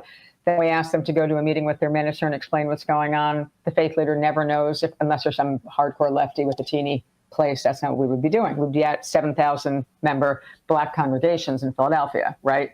In 2016, it was even easier because we got a list of every place that Governor Wolf had campaigned. That helped in Philadelphia. Like, there's a lot of ways you can do, but the workers, when you can't get a list from a campaign donor, fundraiser, it's workers. They have the answer to every question. It might take a little bit longer, but they're building the relationship with their faith leader, and they're getting ready to bring them in a powerful faith leader in this case into a powerful fight, and that could double their power if it's done right in a single fight. So let's turn to, to the extent that we can assess the UAW's victory. And I think part of it is there is no doubt. Regardless of what they've been able to get in terms of the contract, obviously that's the whole point. But there is no doubt that the union is sort of like entering into or exiting this process significantly stronger. That's the thing that really sort of resonates, is that even in the context of Fain seems as sort of aggressive about allowing the union membership to reject the contract as he was in getting the contract. He doesn't. Yeah. There's no, and that seems to empower the union even more, it seems. Yeah. Yes. Absolutely. There's so many things to look for at this stage. And then when we see more of the final agreements and where there's side letters and things that are not as obvious. And, there's a lot to see still. But yes, Fain is committed to an incredibly transparent process. And that's fantastic. I think those workers have never known as much about what was going on in negotiations as they did under Fain, really, even when Ruther was there.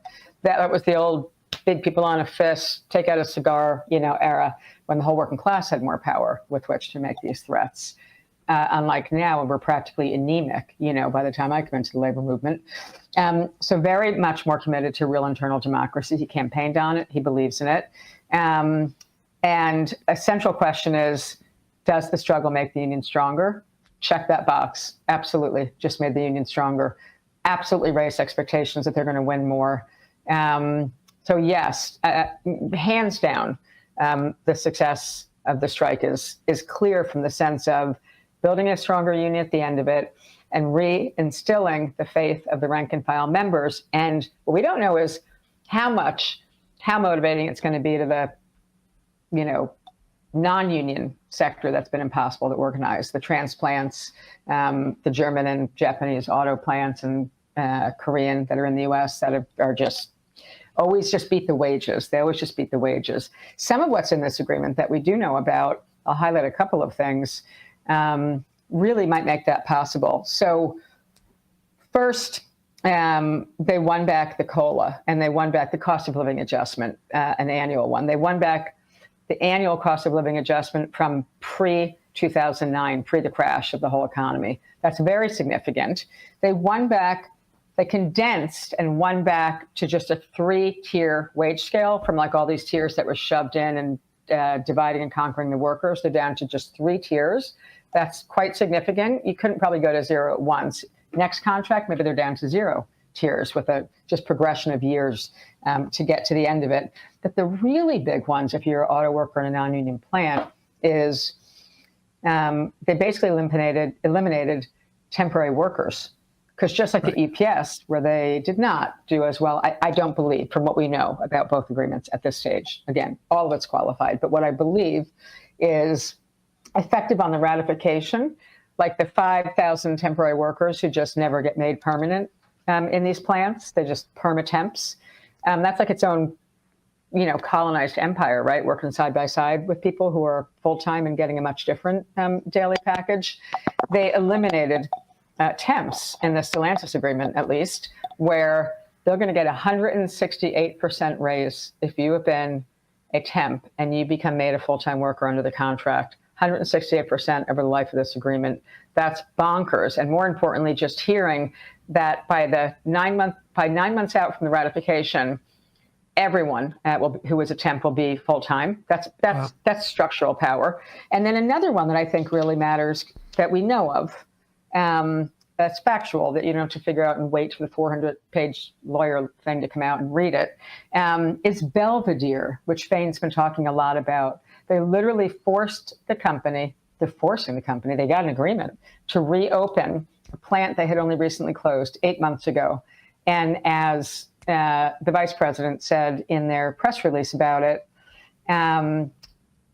this is a contract that something like shows the way to avoid destroying any more working class communities wholesale in this country. We're gonna rebuild the whole communities that are just being hollowed out when these plants close. Now, it's one victory to reopen a plant, but for people who know anything about negotiations, production decisions, the old concept like control the production process, some way back idea, that they did it with one huge plant that had just been closed, and they destroyed 5,000 lives and destroyed a community. To get that plant to literally open, they had to negotiate a new line would go in there. So it's a new mid-sized truck line that's going to be built at a plant that was just recently mothballed, so it's not too old to take it back into production. They also negotiated getting a battery plant built in Belvedere. That'll be 1,000 more jobs. They got back all 5,000 jobs, or whatever the thousands were. I think it's close to that, from that community by bargaining smartly and understanding their industry. So that's also pretty amazing. And Fain says all the time, we're going from defense to offense, and that's what they're doing. And that couldn't be enough of that going on in the trade union movement. You can't have too much of it right now. Like, we need everyone, climate clock ticking, right? Next pandemic's coming, whatever it is. There's democracy to save, And we know, I want to make one more point, which I've written about. It's big strikes that lead to changing politics, not politics changing the situation for workers. It's actually quite the opposite. And Chicago and those huge strikes, electing Brandon Johnson, their rank and file mayor last spring as mayor. It's United Teachers Los Angeles, where massive strikes have been happening in the education sector, electing Karen Bass, one of the most progressive members in Congress. And then she, in turn, helped settle that 60,000 worker strike, the more recent one after her election. So it's just the really deep message about how change is going to happen and how we're going to possibly fight to save the planet and everyone on it is by having more massive strikes as fast as we can. So lastly, what do you see is on the horizon? If we had talked this time last year, we would have said UPS, we would have said maybe UAW. What do you see? What's the next big sector that you see there's going to be a fight? I mean, the beauty of the two big ones, of the Teamster and the UAW, is that they're national, right? They span labor markets, they span geographic borders, they reach everywhere. And I think sadly, by the way, I still think it was unfortunate that the Teamsters didn't strike, because as I just said, big strikes actually are what, and workers winning is what, and a sense of their own power is what can then drive politics. But I don't know that there is an immediate something at the scale of the two of these agreements that have just been so exciting. But I do know that there are plenty of places where contracts are being lined up, meaning common expiration dates. The UAW lined up quaintly in the history of sit-down strikes and now their stand-up strike with May of 28, for May Day of 2028. And they're starting to message about getting every progressive local, even if they have an unsupportive national union, to like get locals lined up for May 1, 2028. And there's enough time to do that. Like every time your contract expires, you can set a new expiration date. And I don't mean that's easy. I've had to strike to get an expiration date to line all the hospitals up in Nevada, right? Every bit, going back to Emma's point about strategy, there's so much strategy that goes into winning and winning big. Like when I started working with some teacher unions, I will not name them, a bunch of them, a bunch of years ago, in like California and some other states, I said, first thing I want to see is produce a chart for me of when all these contracts and all your locals expire. And they were like all over the map. Well, you can't build to a statewide strike if you've got contracts expiring 1 year, the next year, the next year, the next year. You got to line them up. And people, very smart people who hired me to do that work with them, very smart, had never heard of the words contract lineup. Because again, we're so anemic and we so forget how to build power. So that's fundamental. So I think it's hard though to just ask for locals to line up for it, because if you're a smart union, like you have to line up your own sector. That would have been that was hospitals for me. If the United Auto Workers, it's the auto workers. But if you can't, so you have to line up your industry. And then there's always a puzzle. We were doing this in the good years at SEIU, where we would be trying to figure out, do we line up across a sector or do we make it across a geography? So there's again, so much strategy to Emma's earlier point that people don't see. Although when I'm running campaigns, I want everyone to see it. Certainly all the workers and our top community allies need to understand why we're doing the things we're doing. And the best strikes, they are explaining that, not just all the workers, but really putting workers at the center of strategy. That's what the new book is. Putting workers at the center of negotiation strategy, first contract fight strategy. And if I can get to the next book in time, the entire book is on power and strategy. That's it, the whole thing. Like everything I ever learned about power and strategy, a few things we're saying right now, trying to jam it out fast as I can. Well, I'm excited about that. I look forward to reading that. Jane McAlevey, always a pleasure. Can't thank you enough for all you've taught us, and just like our audience. I know I can just see the IMs piling up of people who are both inspired by what you're talking about and are going to go out and buy your books and start to organize their workplace. Really appreciate your time today. And we're going to put a link to that great profile that the New Yorker did, as well as your books, of course. But folks will really enjoy that profile as well. Thanks so much for your time today. Looking forward to coming back. All right. Yes. All right. Yes. Thank you.